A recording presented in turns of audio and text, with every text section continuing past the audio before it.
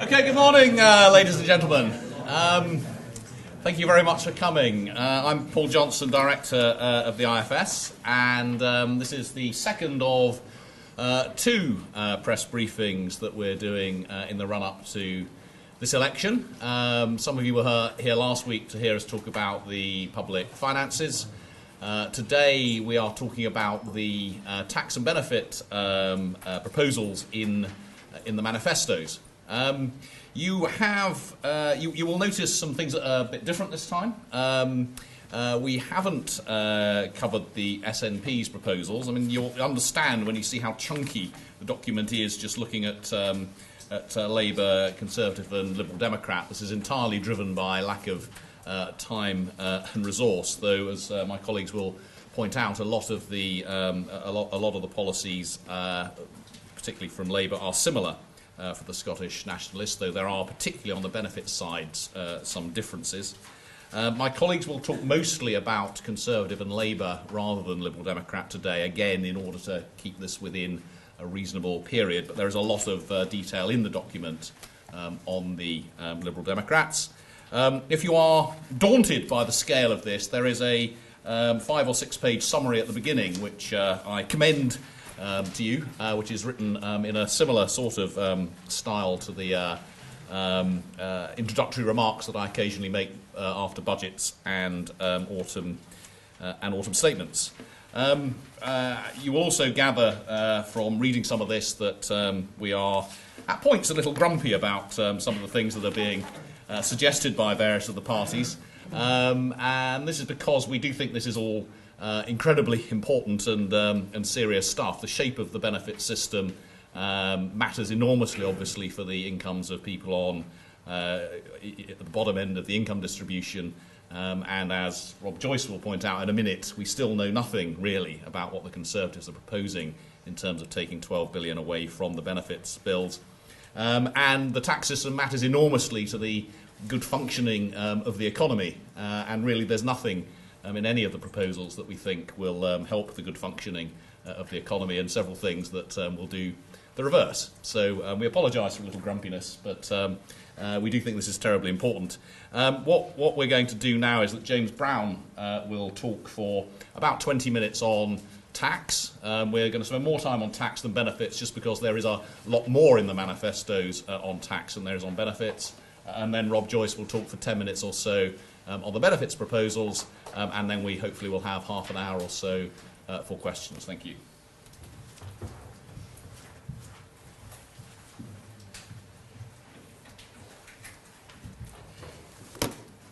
Thank you, Paul.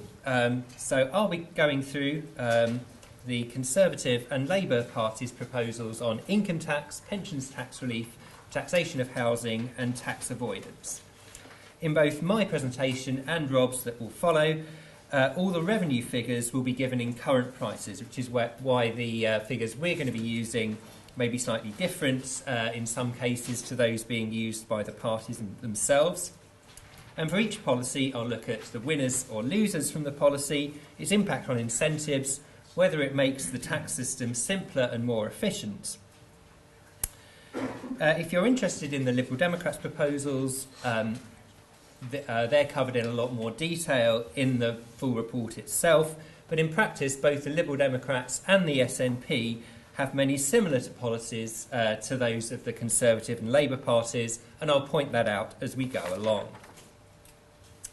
So on income tax, the Conservatives have two big giveaways. They want to increase the personal allowance to £12,500 and the higher rate threshold to £50,000 by 2020. The cost of these two would be about £5.9 billion a year. Labour has a number of smaller policies.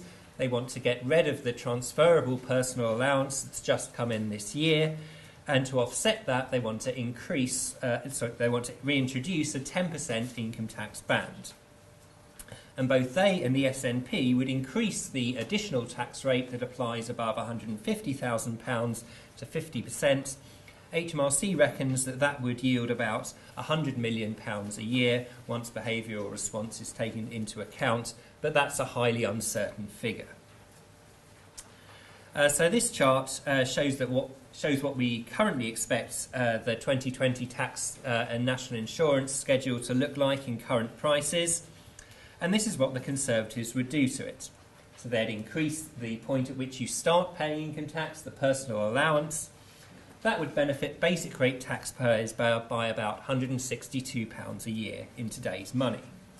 They also want to increase the point at which the 40% income tax rate kicks in, meaning that higher rate taxpayers would gain more than this, about £539 a year. A slightly odd feature of what the Conservatives are proposing is that they'd increase the gap between the point at which you start paying national insurance contributions and the point at which you start paying income tax. It's strange that they don't want to increase the threshold for paying employee national insurance contributions, given that this would help low earners by more than increasing the personal allowance. This policy of increasing the personal allowance is one that's shared with the Liberal Democrats, and it's the biggest tax cut proposed by any of the three biggest parties in the last Parliament, with a cost of £4 billion a year.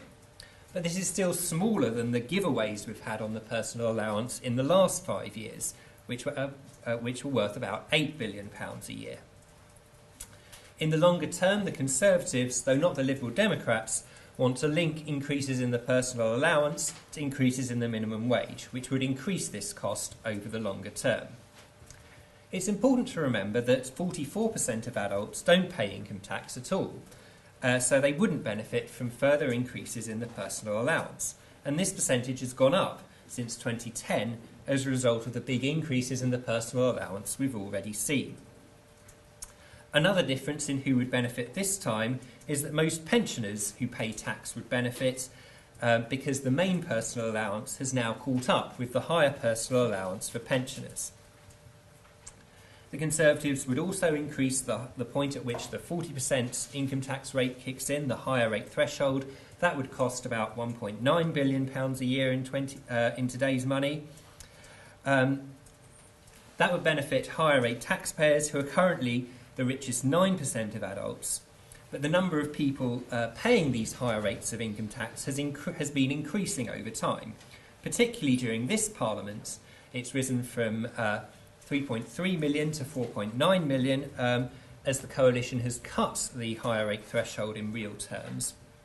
And under current policy, this trend would continue to reach perhaps nearly 6.5 million people by 2020. The Conservative reform would restrict this growth in the number of higher rate taxpayers, but not eliminate it entirely, as they'd still be increasing the higher rate threshold by less than earnings growth.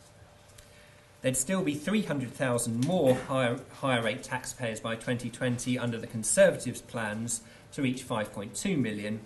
So the effect of the Conservative policy would be to reduce the number of higher rate taxpayers by about 1.2 million. Which households gain the most from the Tory income tax proposals? So this is our standard IFS decile chart where we're lining up all the households from poorest on the left to the richest on the right, splitting them into 10 equally sized groups. And here we're showing the gains as a percentage of income. So in these terms, the increase in the personal allowance benefits those with incomes just above the middle the most. And that's mainly because two-earner couples, who tend to be slightly higher up, gain twice over from this policy. As the higher rates of income tax are only paid by the richest 9% of adults, it's not surprising that it's the top decile that benefits the most from the increase in the higher rate threshold. But it's important to remember that the Tories also have a policy to restrict pensions tax relief for those with the very highest incomes. Once we take that into account, the very richest do less well from the Conservatives' income tax proposals. Labour would abolish the transferable personal allowance for married couples and replace it with a 10% income tax rate. The transferable personal allowance means that if you don't pay income tax, you can transfer part of your personal allowance to your spouse, so long as they are a basic rate taxpayer. And this is worth up to £212 a year at the moment for the 1/3 of married couples who benefit. Labour would replace this with a 10% tax rate applying over a tiny range of income, which is worth about 50p a week, or if you like, less than 10p a day. For all those except in the tiny range where the 10p rate would apply, this would be equivalent to an increase in the personal allowance. So this just seems to be a needless complication of the tax system. Labour would be just replacing one complicated feature of the tax system with another. But it's important to remember that both of these policies are small, as we can see if we show the distributional effects of the two policies on the same scale as in the previous charts. Now, this isn't all the policies Labour have on income tax. They also have two other policies that would affect the very richest. First, both Labour and the SNP would increase the additional rate of income tax that applies above £150,000 to 50%. Currently, that's paid by about 300,000 adults, roughly the richest two-thirds of the top 1%. If no one changed their incomes in response to this change, it would raise about £3.6 billion a year. But we know that a big behavioural response is very likely. Indeed, when HMRC looked at how people responded to the introduction of the 50p rate in 2010, they found that the behavioural response was so large that cutting the rate to 45% would only cost £100 million a year, though there's a huge range of uncertainty around that. However, previous evidence has shown that much of the response to higher tax rates among the very rich isn't a real reduction in income, but rather increased use of tax deductions and shelters. If Labour's anti-avoidance measures are successful, and they also plan to clamp down on tax relief on pension contributions, both of those things may increase the yield from this tax rise. But it's clear that Labour can't rely on significant additional revenues from this policy. So what would all this do to the tax schedule in 2020? So this is what we currently expect it to look at the moment. And we can see that there are three rather badly designed, undesirable features that it has. So this is for a single earner married couple with one child. So at the higher rate threshold, there's a cliff edge whereby if you increase your income a bit, you can be a little bit worse off after a pay rise because you lose this transferable personal allowance that I was talking about a minute ago. There's also this increased marginal rate between £50,000 and £60,000. Again, those are not figures that are fixed in nominal terms. Which is why it isn't at exactly £50,000 on that chart, creating a small band where there's a higher marginal tax rate, and then the personal allowance is withdrawn above £100,000, again fixed in nominal terms. That creates a band of income where the marginal income tax rate is 60%. The Conservatives wouldn't change any of these features. Indeed, they'd make by increasing the personal allowance, they'd make the 60% income tax band slightly wider. Labour would get rid of the cliff edge at the higher rate threshold caused by the transferable personal allowance, but would then introduce a 10% income tax rate applying over a very small range of income. Both Labour and the Conservatives would further restrict tax relief on pension contributions. And this is an area where there's been a lot of instability over the last 5 years. Now, instability is an undesirable feature of any aspect of the tax system, but perhaps particularly in this area where people are making decisions for the long term. This instability would continue under both the Conservatives and Labour, as they've both said they'd introduce more policies to restrict pensions tax relief. The Conservatives would reduce the amount of contributions that attract tax relief for those with incomes above £150,000, though to be fair, they have said that this is the only change they would introduce in this area during the next Parliament. However, we may be a little bit less than fully confident about that, given that they said in the last Parliament they wouldn't introduce any changes to the remittance basis charge for non-DOMs before doing so.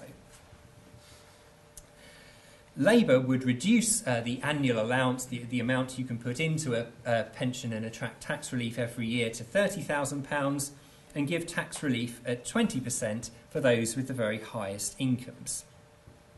Together, Labour's changes would raise about £2.3 billion a year, they reckon. Both proposals would take us further away from a sensible system where you get tax relief on contributions and then pay tax on your pension income in retirement. So effectively, you're just deferring paying the tax on that income. The Conservative proposal would create a strong disincentive for those with incomes between £150,000 and £210,000 to increase their earnings, because as you increase your earnings over that range, you'd be able to save less in a pension and attract tax relief. It's also not clear why they want to allow £40,000 of contributions from someone with an income of £150,000, but only £10,000 of contributions for someone with an income of £210,000. The Labour proposal creates a highly undesirable cliff edge at the income level of £130,000. So if you increase your income above that level, you can be made worse off as a result of that pay rise. Their policy is also incoherent. It's unclear why they think it's fair for higher rate taxpayers to receive marginal rate relief at 40%, but they don't think it's fair for higher rate taxpayers to receive relief at 50%, rather they'd only get 20% relief. And it's not as though the current system is perfect. There are better alternatives that would raise money by getting rid of the genuine subsidies that exist in the system at the moment. So for example, you could get rid of or restrict the size of the tax-free lump sum, which means that you can get up to £250,000 completely tax-free, and employer contributions to pensions currently escape national insurance contributions entirely. This subsidy is worth an enormous £14 billion a year. So I'll now turn to the taxation of housing. The Conservatives want to introduce a new allowance in inheritance tax that can only be used against your main residence. This would increase the effective inheritance tax threshold to £1 million for married couples, so long as your main residence is worth at least £350,000. The new allowance would be withdrawn from those estates worth more than £2 million, creating an effective 60% inheritance tax band. Advice on this policy from Treasury officials that was leaked to the Guardian newspaper last month said that there were not strong economic arguments for this policy, and we'd agree. It creates an incentive to hold wealth in your main home when older people might otherwise want to downsize to a smaller property. This is particularly undesirable as the tax system already favours owner occupation. One thing I particularly liked about the Treasury advice was that it said that some commentators, including the IFS, are very likely to make these points and be critical. Well, I guess that's one prediction they got right. Seriously, though, this policy would achieve little that wouldn't be better achieved by an increase in the main inheritance tax allowance. Labour would, on the other hand, would introduce a mansion tax on properties more than £2 million. And indeed, the Liberal Democrats and the SNP have similar policies. This would have a banded structure similar to council tax, and in Labour's case, the charge for properties worth between £2 and £3 million would be £3,000 a year. The charge for properties worth more than £3 million would be set to meet a revenue target of £1.2 billion a year. This doesn't seem a good way of determining what the level of taxation of these properties should be. However, no one really knows how many properties would be affected. According to the Lib Dems, the Treasury think that there are 95,000 properties worth between £2 and £3 million and 55,000 worth more than £3 million. If that's right, then those above £3 million would have to pay about more than £16,000 each a year on average. Basic rate and non-taxpayers will be able to defer payment of the mansion tax, though with interest, until the owners sell the property or they die. There is a strong case that high-value properties are undertaxed at present, as council tax doesn't rise proportionally with property values. However, the mansion tax at best only partly corrects for this and falls far short of solving all the problems that we have with property taxation. In particular, council tax is still ludicrously based on 1991 property values in both England and Scotland. It would be better to solve the problems with council tax by setting it proportional to up-to-date property values than to introduce a new tax. All three of the biggest parties in the last Parliament rely on raising significant extra revenues from reducing tax evasion and avoidance. They've set out a list of measures, including some of those that are on the screen at the moment, but what's clear is that this list of measures is nowhere near enough to meet the targets they have, which seem to have just been plucked from thin air to make their plans add up. Now, for the Conservatives, that's about all the policies that they have, that they've committed to in their manifesto. Labour have a series of other policies that I don't have time to talk about now, but which are discussed in full in the main report. So I'll just now sum up and then hand over to Rob, who will talk about benefits policies. The Conservatives propose a small net tax cut overall. Their giveaways on income tax and inheritance tax slightly more than offset the takeaways from pensions tax relief and various unspecified anti-avoidance measures. The biggest winners from their policies would be those with incomes between £50,000 and £150,000. Labour, on the other hand, propose a £12.2 billion tax rise. More than half of this would come from unspecified anti-avoidance measures, and most of the rest from taxes on rich people and companies. But this doesn't mean those taxes would be harmless. The Exchequer is already very highly reliant on a small number of very rich individuals for tax revenues. Neither of the policies would do much to deal with the fundamental problems that exist in the tax system, and indeed, some of the measures they would introduce would complicate it further and lack coherence. Both parties, and indeed the Liberal Democrats, rely on raising revenue from anti-avoidance measures, and the targets for those just seem to have been plucked out of thin air. So that's all from me. I'll now hand over to Rob, who will talk about benefits.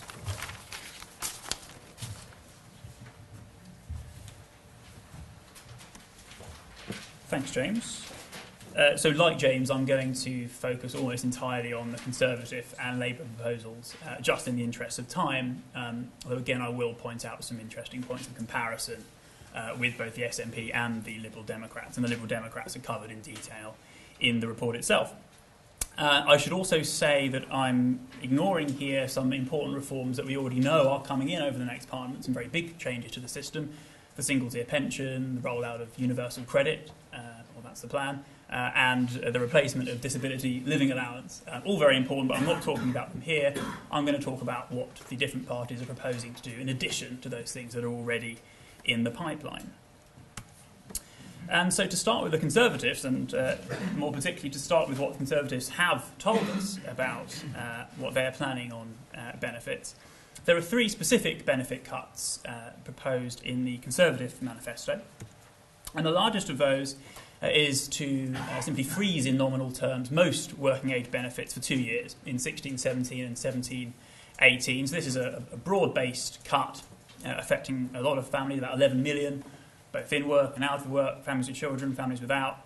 And in total, under current inflation forecasts, it would be about a 1.4% real cut after those 2 years. So that's the biggest single measure they've proposed. Then two other much smaller ones in fiscal terms. The first is to reduce the benefits cap, which the Coalition introduced during this Parliament. It wants to reduce that further from £26,000 a year to £23,000 per year. So those 24,000 families already capped would lose another £3,000 from this. And the cap would also be extended to cover a further 70,000, roughly, workless working age families who would all lose up to £3,000 per year. So we have some reasonably robust evidence on some of the effects of the current cap, which suggests that a minority, or I should stress only a minority, did respond by moving into work as a result of being capped. Very, very few indeed responded by moving to a lower rent property. And that's probably still the best kind of guide that we have to what the kind of effects would be of lowering the cap further. And lastly, another very fiscally small benefit cut is to remove housing benefit from 18 to 21-year-old claimants of job seekers allowance, affecting about 20,000 of these people. This would, as a cut to housing benefit, it would strengthen work incentives for this group. It means they have less housing benefit to lose by entering work. It would also have other incentive effects as well, in particular incentives to qualify for a different out-of-work benefit, for example, by passing a disability assessment in order to exempt oneself from this. But again, a very small measure fiscally. What's the distributional effect of these three specific proposals then? Well, perhaps unsurprisingly, or certainly unsurprisingly, given that these are cuts to working age benefits, almost all of which are means tested, this would hit lower income households hardest, both in cash terms and as a percentage of income, as this decile chart shows. But in the case of the Conservatives, there's a lot more that we know that we don't know. They've committed to £12 billion per year in nominal terms of further cuts in total by 2017-18, so over the next 2 years. That's £11 billion per year in today's terms. I've just been through the specific policies they've announced, which achieve about £1 billion of that. And note that that includes revenue from freezing most working age benefits for 2 years. So the remaining 10 billion needs to come from things almost certainly other than just increasing things less quickly than inflation, which is how it's achieved a lot of the cuts over the current Parliament. Okay, so about £10 billion more cuts to find over a 2-year period. What's the context for that ambition then? Well, we currently spend about £220 billion per year on social security in total.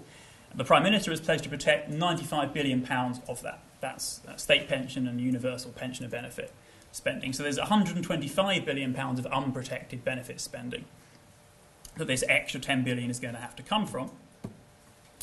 And so in total, the Conservatives are seeking a cut then of about 10% to these unprotected benefits in 2 years. What if they achieve this? What would this mean for the level of benefit spending?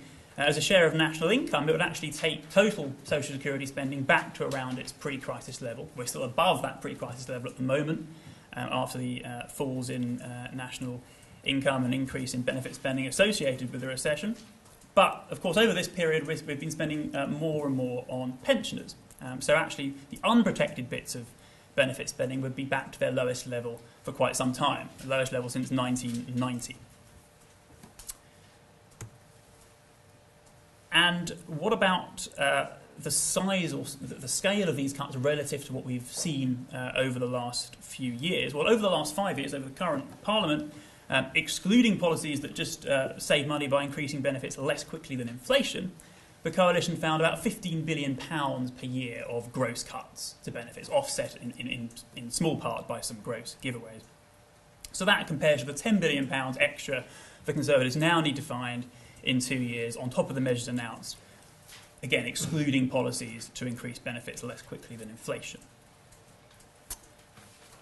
Now, if the Conservatives aren't going to tell us which benefit recipients will lose from this, of course, we can only speculate. We have no choice. But we can do some reasonably informed speculation. I've already shown you the distributional impact of the specific benefit measures that the Conservative Party has announced so far. And we can also look more broadly at what we currently spend this unprotected money on and who it goes to. So I'm going to do that here.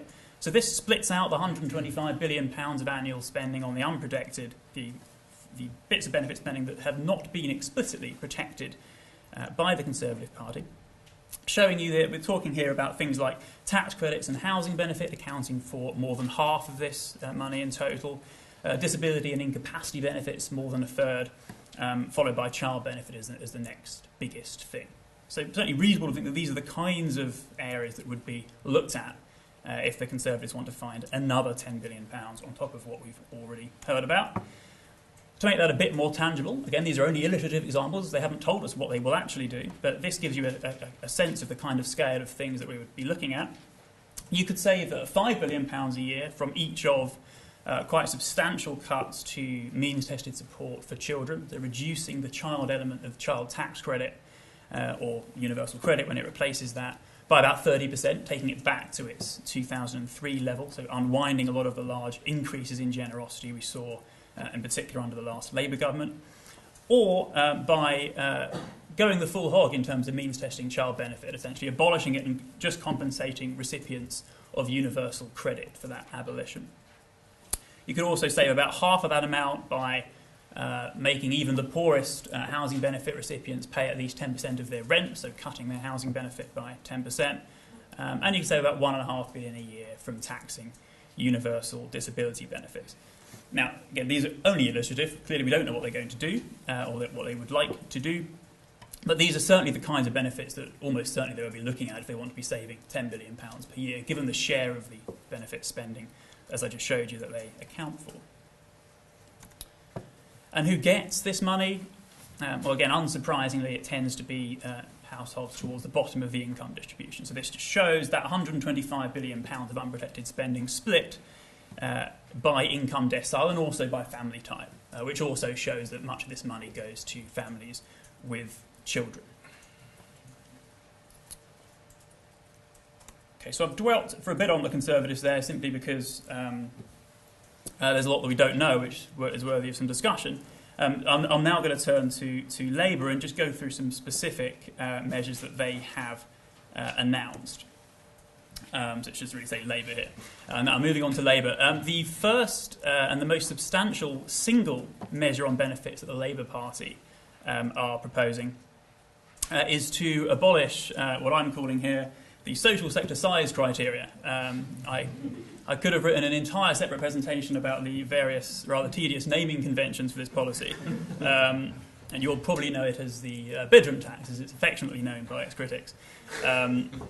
But this is Labour's biggest single proposal. They want to abolish the social sector size criteria, which would cost about £400 million per year. And this actually accounts for all of the net change in benefit spending that Labour are proposing. So what are these criteria? This is a cut to housing benefit introduced by the coalition government in April 2013 for working age social housing tenants who are deemed to be under-occupying under a particular set of rules about what constitutes under-occupation. And it's affecting almost 500,000 families, and they on average lose about £15 per week, so a pretty substantial benefit cut. We have some only very early evidence on some of its effects, which suggests that very few affected tenants have moved house in response, almost certainly in part because of a shortage of smaller properties in the social sector for them to move to, at least in some areas. Also suggests that quite a substantial fraction went into rent arrears, again, at least in the short term. Some points of comparison. The SNP have the same policy. They also want to abolish this. The Liberal Democrats want to significantly water down the policy, but not go quite as far as abolishing it. They want to apply it still to new claims or to those who refuse a reasonable offer of a suitably sized home. So in the short run, it would have similar effects. It would mean that the policy would not apply to very many people. In the longer term, it may have different effects. It may, for example, still change the behaviour of social landlords in terms of the size properties that they choose to build, for example. So that is the biggest single benefits measure that Labour are proposing. Now, they also talk about a couple of takeaways on benefits. And repeatedly, this is mentioned in the context of tough choices, explicitly in the manifesto. Again, these two measures are listed as part of a list on tough choices that Labour are taking. Now, of course, you may or may not want to cut benefits, but I think it's important to compare the rhetoric with the reality here. Let's start with what they call capping child benefit rises for 2 years. Well, first of all, I should say that the expected saving from this is zero, is the main point, literally zero. Why is that? Well, first of all, the description is really rather odd from Labour here. What they're referring to is the years 2015-16 and 2016-17, Well, the 1% rise in 2015-16 has already happened. It's in the books. So this is not a cut. This has already happened. It's in the books. It doesn't mean anything. The cap at 1% in April 2016 is, as it happens, likely to be irrelevant. It wasn't likely to be irrelevant, in fairness, when the Labour Party first announced this policy, but inflation has since fallen a lot, which means that under the default rules and under the current OBR forecast for inflation, the default rise in child benefit in April 2016 would be 0.2%. So the cap of 1% would not be binding in that situation. So that's why the expected saving from this is literally zero. The second policy they mention in this context is removing winter fuel payments from higher rate taxpayers and additional rate taxpayers, of course, as well.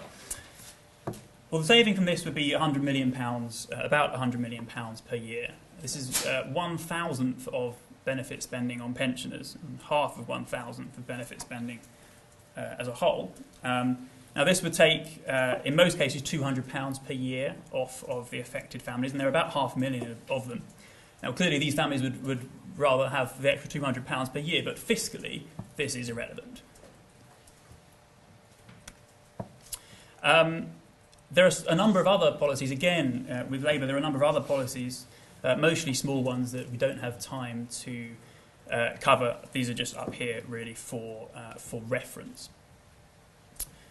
So that brings me to the end of the tour through the benefits proposals in the manifestos. So I'll just try to briefly sum up both mine and James's talks to conclude.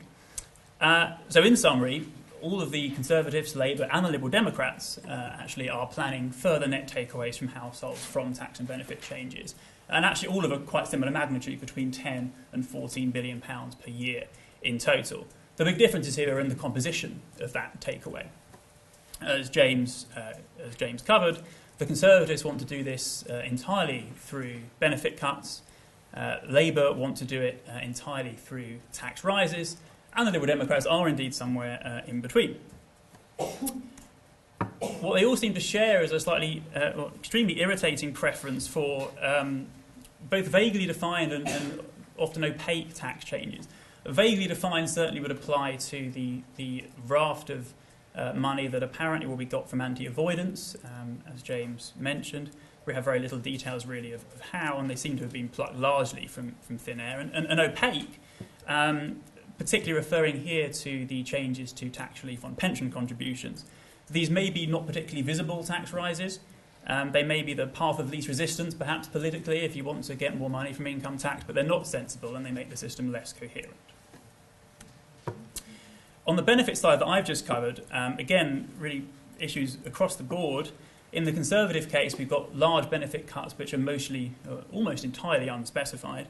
The Liberal Democrats that I haven't really covered, some vague references to getting quite a lot of money from things like reducing fraud and error, which presumably most parties would like to do if they could. And in Labour's case, the benefit changes they're proposing just seem to be trivial relative to the rhetoric they use to describe them. And overall, I think, perhaps unsurprisingly, but nevertheless disappointingly, we really do see very little evidence of a clear and coherent vision for what the system should look like and for how to address the, in many cases, very obvious deficiencies in it. That's it. Great. Well, thank you, Rob. Thank you, James. We now have some time for questions.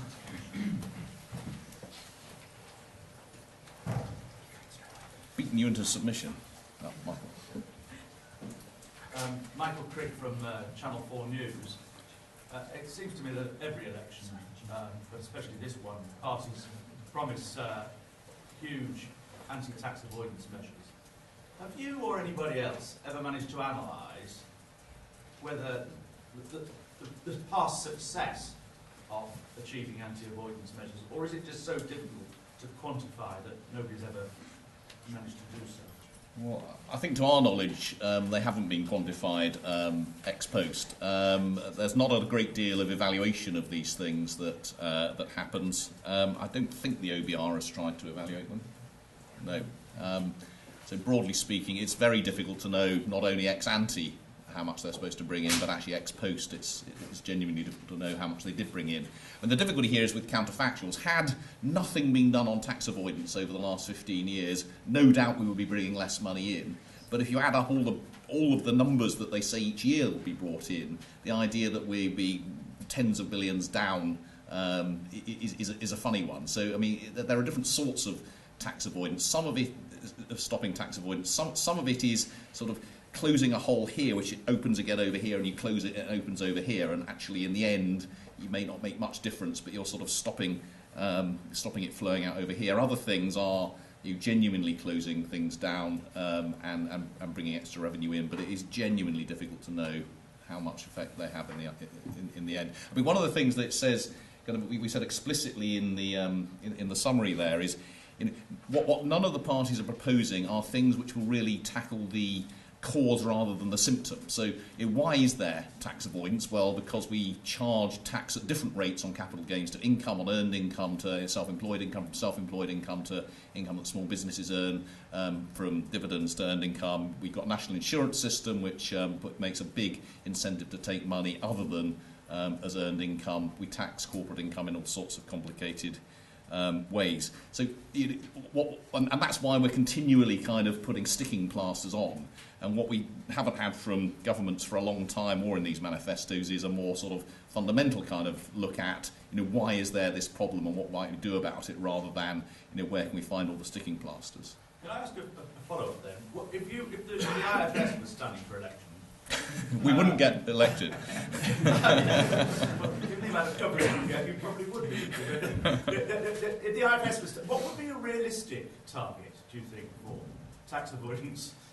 Well, I don't think there would be. I don't think it'd be sensible to have a target. I think the realistic thing to do would be to do things like, probably the first thing you'd do would be to do some integration of the income tax and national insurance systems, so that you don't have just dramatically different rates of tax on different forms of income.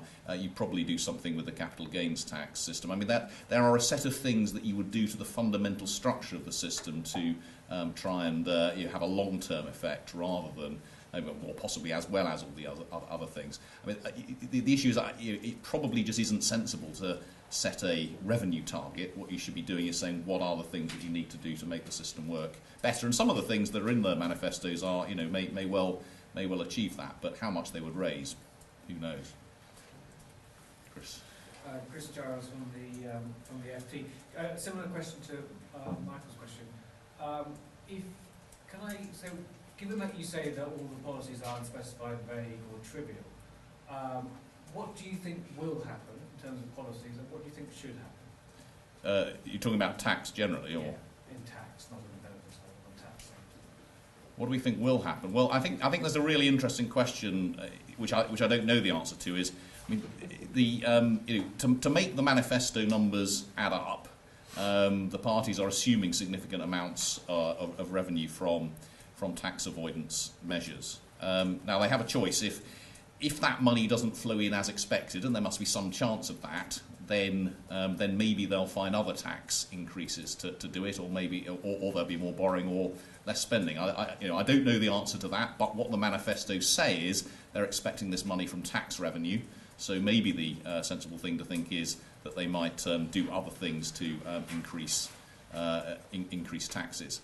What are I mean, in the context of thinking about increasing revenues? Well, the three parties, I think the three, but certainly the two biggest ones, have ruled out the biggest options. So they said they're not going to increase main rates of income tax, or VAT, or national insurance contributions. Well, that's about that's 2/3, about 70% of all revenue already ruled out. That seems to be giving that boxing themselves in an awful lot. And we've said in other places we think there is scope for extending VAT. I told you we wouldn't get elected. To some of the things that it's not currently paid on. There are, if you want 5 billion quickly, a penny on basic rate of income tax would get you 5 billion quickly, probably without doing a vast amount of economic damage. Would you spend 5 billion on increasing the personal allowance further? Well, in the fiscal context we're in, you might find other things to do with it. I mean, there are things, again, you do to national insurance and capital gains tax. There are plenty of options out there, more or less sensible. I don't know, Stuart, do you want to offer any other thoughts? Fine. I won't give a speech. Tim Stoffel from PA. This is good. Is there anything in these manifestos that might be considered good policy or evidence? Well, Labour would abolish the shares for rights scheme. We approve of that. Did you hear that? Labour would abolish the shares for rights scheme. What else?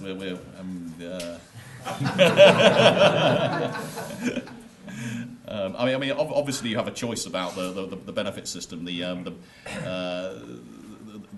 bedroom tax, or getting rid of the whatever the right name for it is clearly not necessarily a bad policy. Dear me, we're struggling. Come on.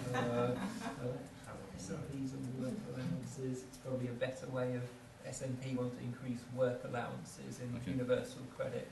It's probably a better way of helping low earners than the personal allowance. So some changes the SNP want to make to universal credit, better way of helping low earners than the increase in the personal allowance. But sorry, we're struggling. We'll take that one away. And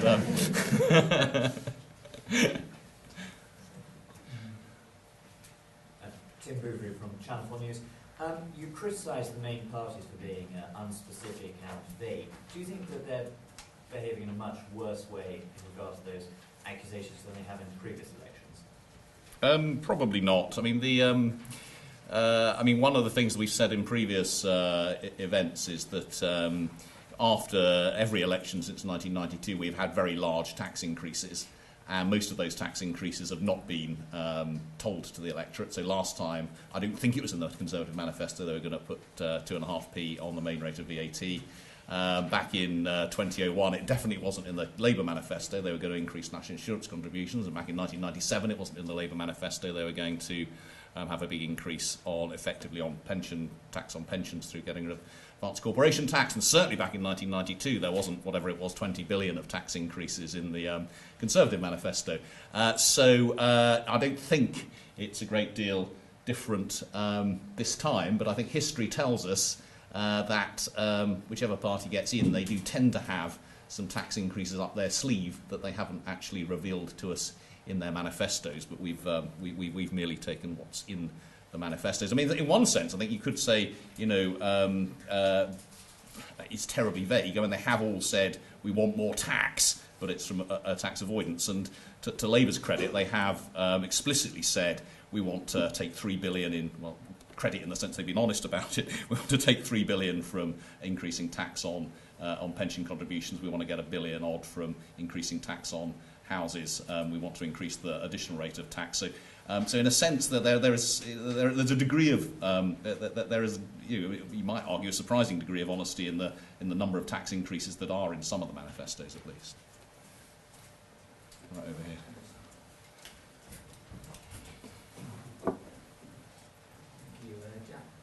Jack Blanchard from the Daily Mirror. Is it possible to make £10 billion of welfare cuts without taking significant amounts of money away from working families and from disabled people? Is it possible? It'd certainly be difficult. Would it be possible? I think arithmetically, I suspect it's possible. But as ever with these kind of questions, the arithmetic isn't really the... Extraordinarily unlikely. Extraordinarily unlikely that you could do that. It'd be very difficult to target it so precisely. So who's likely to be the losers? I know we can only speculate, but who's likely to be the sort of types of people who are going to lose from the policy? Well, if you just reduced all of the unprotected spending at random, as it were, just proportionally, then it would be mostly low-income families, particularly families with children. Now, again, they might not do that. They can choose to target it in different ways. So this is kind of all we can say is really point out what the potential spending is that they haven't ruled out cutting. But yeah, if you did it all proportionally, it would be low-income families, it would be families with children.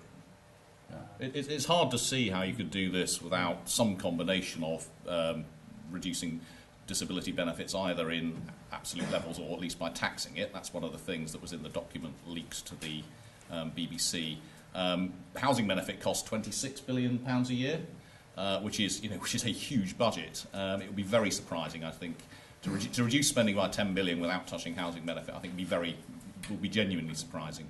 If you wanted to avoid hitting people on the lowest incomes, then, quotes, the easiest thing to do would be to abolish child benefit, but and as compensate people on means tested benefits. That would clearly entirely hit people on, or largely hit people who are in work. And the other big elements are the child tax credits, which go to people in and out of work. So we don't know what would happen. I think it's very hard to conceive of a change which wouldn't hit people who are in work. Next year. Thank you. Matthew Walhouse from the Daily Telegraph. Can I ask you about the numbers you produce on Labour's mansion tax proposals? You said to hit the numbers that Labour wants to raise, you'd be looking at a bill of £16,000 a year on properties more than £3 million. Do you think those are, I mean, obviously those are your numbers, but do you think those are realistic? Is there a prospect of Labour being able to hit the 1.2 billion that they think they can raise? I mean, to be fair, I mean those numbers are based on, and this is very third-hand, and there's an enormous amount of lack of data here. But these are numbers. So the Liberal Democrats have reported the Treasury as saying that there are a certain number of homes of particular values, and the Labour Party have said they want to raise a particular amount of money, and you can see how much they could get from properties between 2 and 3 million, and that's the remainder would have to come from those over 3 million. Now, of course, that wouldn't mean that 16,000 number is an average across all of those. So it does not mean that someone with a house worth 3.1 million will pay anything like that, but it does imply that someone with a very, very expensive house would pay a very, very large amount of money, but then they've got very, very expensive houses. In terms of the target 1.2 billion, do you think that's a reasonable target from the people at the top end of this range have obviously got an enormous amount of wealth. I mean, I'm not going to say it's plausible or not plausible, but you can see the numbers for yourself. But in a sense, that 16,000 number would cover a range of much less than that for properties of 3 million and much more than that for properties of 30 million. Over there.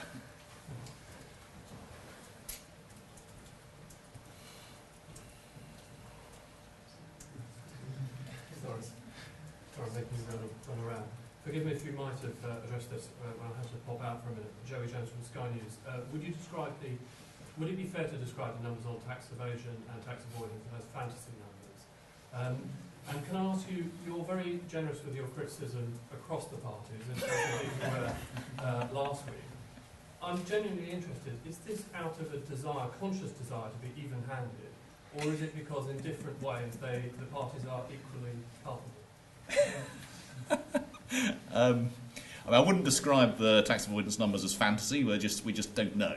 I'm not saying they can't get them, but we're just saying we certainly wouldn't rely on them. I mean, actually, it's very easy to be even-handed in the sense that there are, as we've described. I mean, in terms of the tax changes, there are lots of similarities, and they've all ruled out the same. Increasing the main rates. They've all said effectively the same about pensions. It's quite different on the welfare side. I mean, you've got one party just not saying how it's going to get 12 billion of cuts, the other not saying a great deal about whether it's looking for significant cuts or not. I mean, we do try to be even-handed, but on the whole, we don't find that terribly difficult.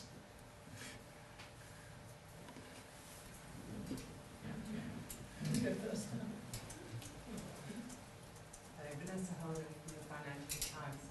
On the pension tax proposals, is there going to be a big difference for people in DB and DC schemes? And will they in any case stretch down below that 130,000 mark? Yeah, so Labour's plans to reduce the annual allowance to £30,000. That can potentially hit people on much lower incomes if you're in a final salary scheme and you get a big pay rise near the end of your career. That's, effectively you're getting a huge pension contribution that year. So you would be affected by that in that case.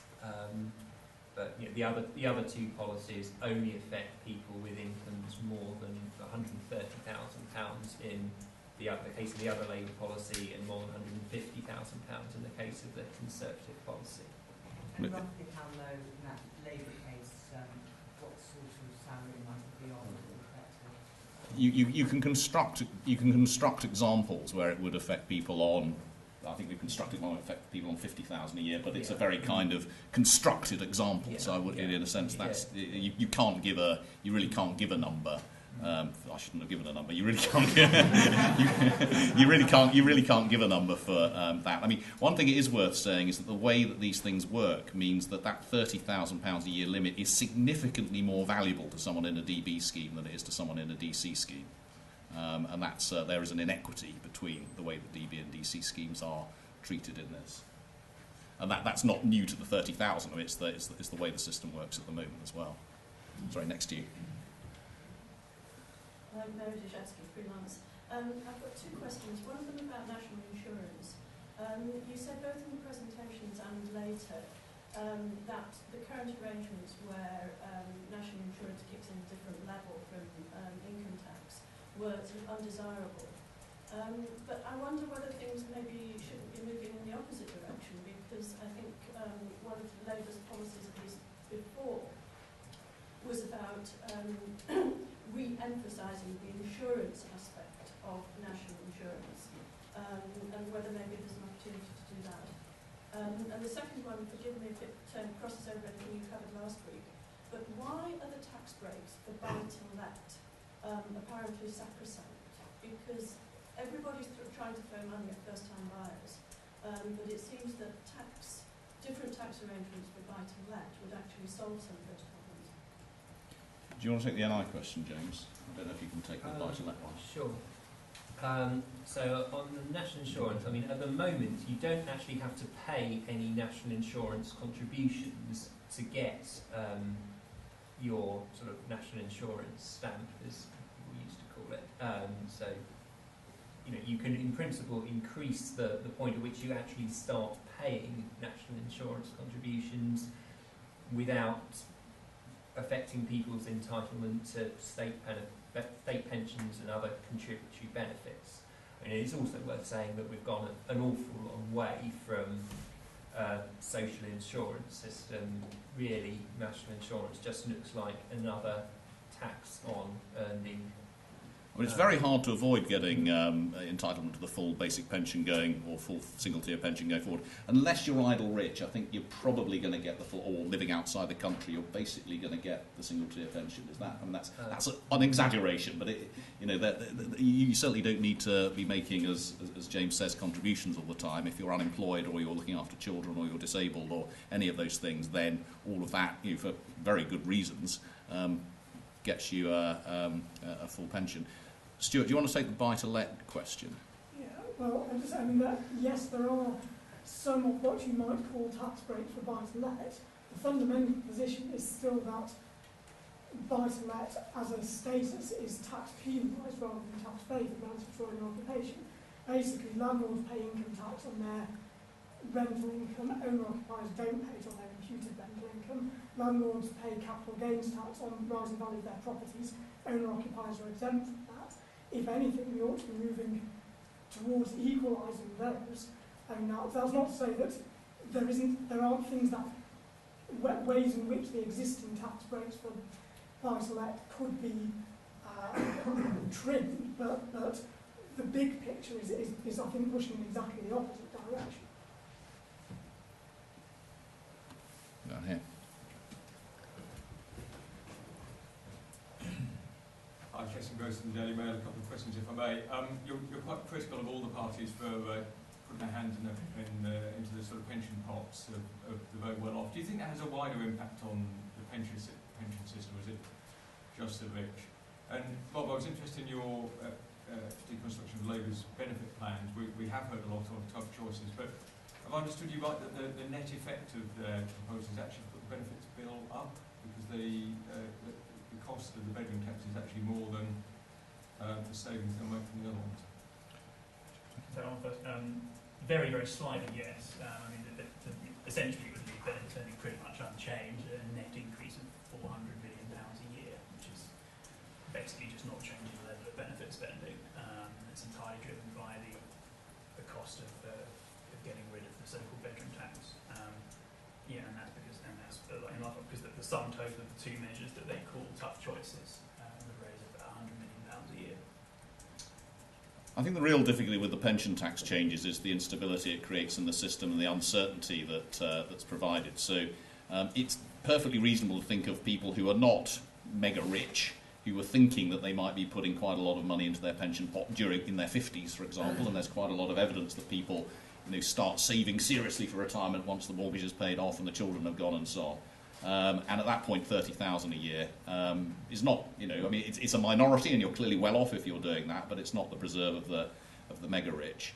But the broader point, I think, is that this creates uncertainty around the structure of the pension taxation. There have been constant changes over the last 5 or 6 years, and it creates worries in our minds, I guess, about whether this general system of save out of income before it's taxed and then pay tax at the end will survive very much longer.